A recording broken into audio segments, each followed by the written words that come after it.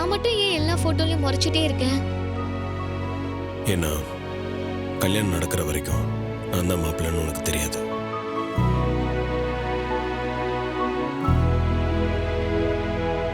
என்ன சொல்றீங்க மாமா? கல்யாண மேடையில இருக்கிற மாப்பிள்ளை யாருன்னு கூட தெரியாமலா எனக்கு கல்யாணம் நடந்துச்சு? எனக்கு ஒண்ணும் புரியல மாமா. அது பெரிய கதை. என்ன மாயா, நீ மட்டும் வர? மகேஷ் எங்க? மகேஷ காணோம். கல்யாண மேடை வரைக்கும் வந்த பொண்ணுக்கு கல்யாணம் நடக்காம போனா ரேவதியோட வாழ்க்கை மட்டும் இல்ல, அவ கூட பிறந்தவங்களோட வாழ்க்கையும் பாதிக்கப்படும்ல. நான் ஒரு முடிவுக்கு வந்திருக்கேன்.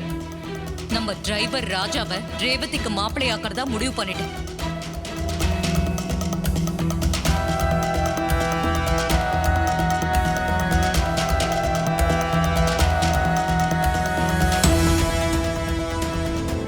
நம்ம கல்யாணத்துக்கு பின்னாடி இவ்ளோ பெரிய விஷயம் இருக்கா?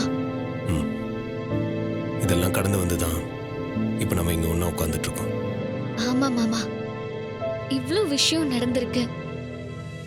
ஆனா பரவாயில்ல, ஒருத்தர் முன்னாடி போய் நிக்கும் போது நம்ம மனச வெறுமையா வச்சுக்கணும்னு ஒரு ஜென் கதை சொல்லுவாங்க, தெரியும்ல? பழசெல்லாம் இருந்தா புதுசா வர நல்ல விஷயங்களை எடுத்துக்க முடியாது. எனக்கும் இந்த கசப்பான பழைய விஷயங்கள் எல்லாம் மனசை விட்டு போகணுங்கிறதுக்காக தான் கடவுள் இந்த ஆக்சிடென்ட் மூலமா என் மனசை ஃப்ரீ பண்ணி வச்சிருக்காரு போல. இப்ப இதே மனசோட நான் உங்களை நிறைய நிறைய லவ் பண்ணணும் மாமா. பழசுல நம்ம சண்டை போட்டது, கஷ்டப்பட்டது எல்லாமே இப்ப என்னோட மனசுல இருந்தா நான் உங்க கூட இவ்வளவு தூரம் நிம்மதியா இருக்க முடியுமான்னு எனக்கு தெரியல. அந்த வகையில கடவுள் எனக்கு நல்லதான் பண்ணிருக்காருன்னு நான் சொல்லுவேன்.